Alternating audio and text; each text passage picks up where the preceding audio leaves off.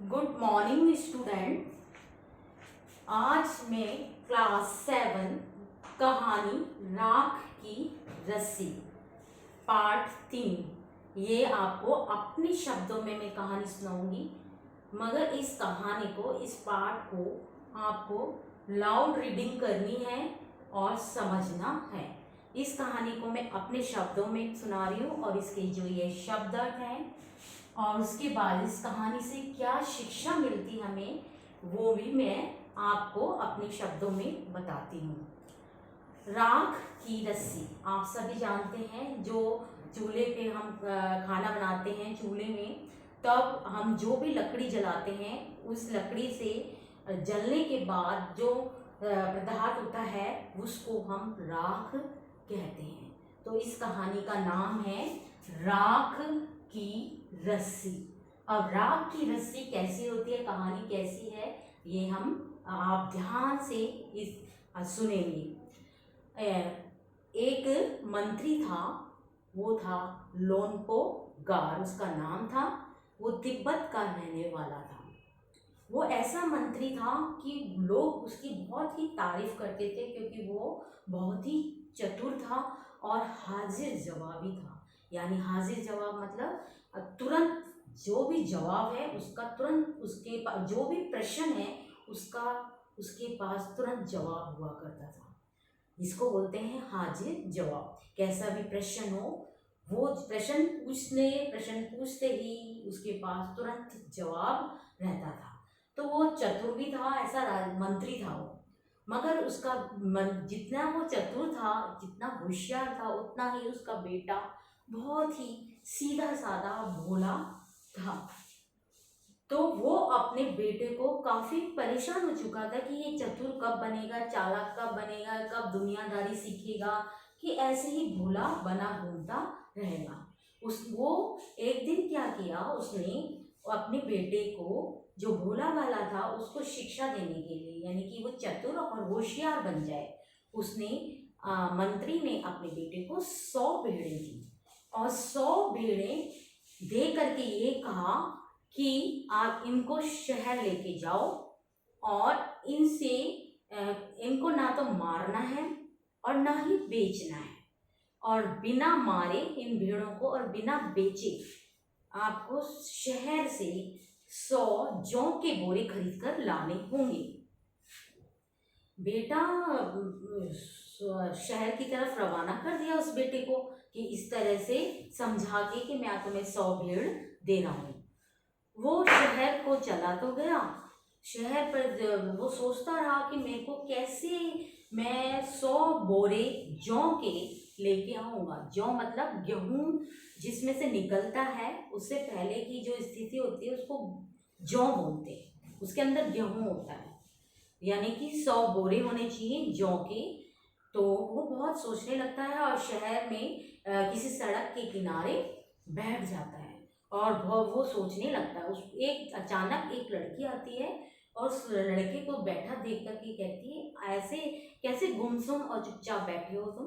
तो उसने सारी जो अपनी समस्या थी वो बता दी कि मेरे पिताजी ने मुझे ये कहा है कि आपको इन भेड़ों 100 भेड़ दी हैं, इन भेड़ों को ना तो मारना है और ना ही इनको बेचना है, और मुझे इन भेड़ों से कैसे भी करके शहर से आप वो लेके आओ 100 जौ के बोरे। अब मैं ये सोच रहा हूँ कि मुझे दिमाग में बिल्कुल नहीं आ रहा है कि मैं इससे 100 जौ के बोरे इन भेड़ों से कैसे खरीदूंगा। फिर क्या था, उस लड़की ने तुरंत, वो लड़की होशियार और चालाक और समझदार थी, उस लड़की ने उस लड़के को कहा कि ऐसा हो सकता है, इन भेड़ों के जो बाल हैं यानी कि उनको बेच दो और कटिंग करा दो इन सब की भेड़ों की।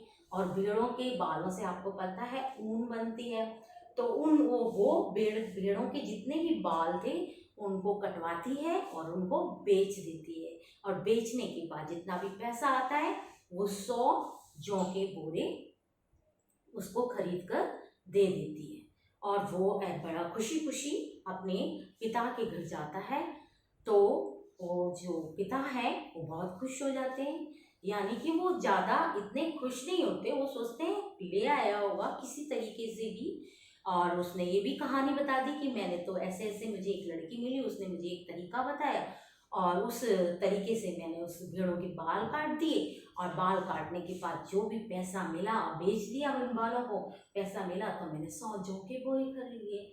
उसके पिता ने ज़्यादा खुश नहीं हुआ और कहा कि चलो ऐसा कर दिया, मेरा बेटा को कोई मिल गया और उसने ऐसे करके ले आया।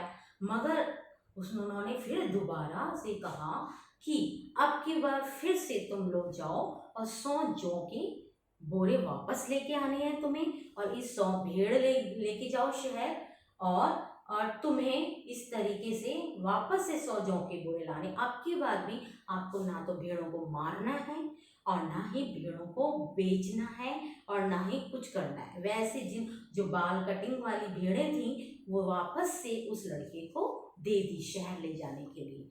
अब वो लड़का शहर गया उन भेड़ों को लेकर के।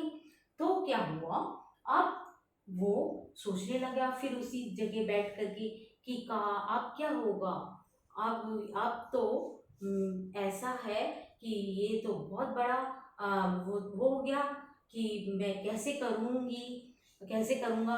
वो लड़की अचानक ही उसके सामने प्रकट हो गई, अचानक दिख गई।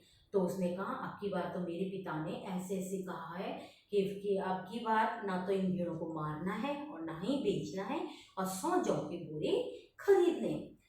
उस लड़की ने कहा अच्छा, तो इन भेड़ों के हम सींग को काट करके बेच देते हैं, उससे जो पैसे मिलेंगे आप अपने पिता को दे देना और 100 जौ के बोरे खरीद लेना। तो उसने कहा अच्छा ठीक है। लड़की ने ऐसे ही किया और उसको 100 जौ के बोरे हर एक भेड़ के सींगों को काट करके बेच दिया और बोरे खरीद लिए। अब लड़का जो है अपने पिता के पास गया। पिता ने कहा ये लड़की तो बहुत ही चतुर है, जो भी मेरे बेटे को मिलती है इसने तो सारे काम मेरे बेटे के करवा दिए और मेरा बेटा कुछ नहीं करता है। तब उसने अपने बेटे को कहा कि मुझे उस लड़की से कहना कि मुझे राख की रस्सी की माला पहननी है, राख की रस्सी की माला पहननी है।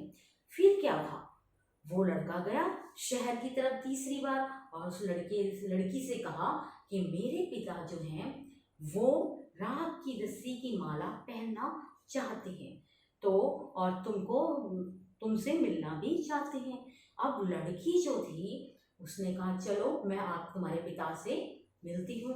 और पिता से मिलने के बाद उसने कहा कि आपको राख की रस्सी की माला पहननी है। बोले हाँ। तो पिता जो था वो इसलिए ऐसा कह रहा कि वो लड़की ऐसा कर ही नहीं सकती कि राख की रस्सी की माला तो पहन ही नहीं सकते। उस लड़की ने तरकीब सोची। उसने एक बड़े से पत्थर पर, यानी सिल मतलब पत्थर, उस पर उस रस्सी को गोला माला बना के रख दिया और मोटे रस्से को माला बनाकर रख दिया और माला बनाकर रखने से क्या हुआ, उसमें आग लगा दी और जब रस्सी जली तो राख की रस्सी बन गई, यानी कि रस्सी की जो है राख बन गई और वो माला का रूप धारण कर लिया। अब वो पत्थर उठा करके उस माला को वो उस बेटे के पिता के आगे ले दी कि देखो ये अब इस माला को आप पहन लो, मैं तुम्हारे लिए लेके आई हूँ।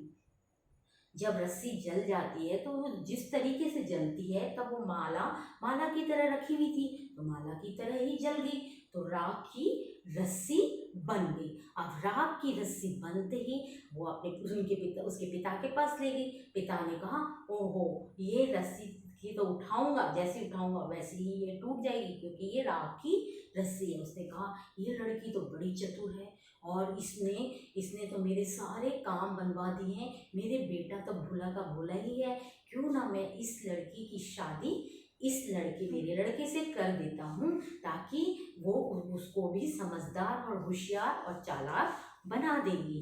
तो ऐसा ही हुआ, उसके पिता ने उस लड़की की शादी अपने ही बेटे से करवा दी और दोनों एक साथ रहने लगे। यानी कि हमें इस कहानी से ये शिक्षा मिलती है बच्चों कि हमें भी हाजिर जवाब होना चाहिए, होशियारी होनी चाहिए हमारे अंदर, चालाकी होनी चाहिए, और दूसरा हमें हर प्रश्न का जवाब देना आना चाहिए। वो कैसे आएगा?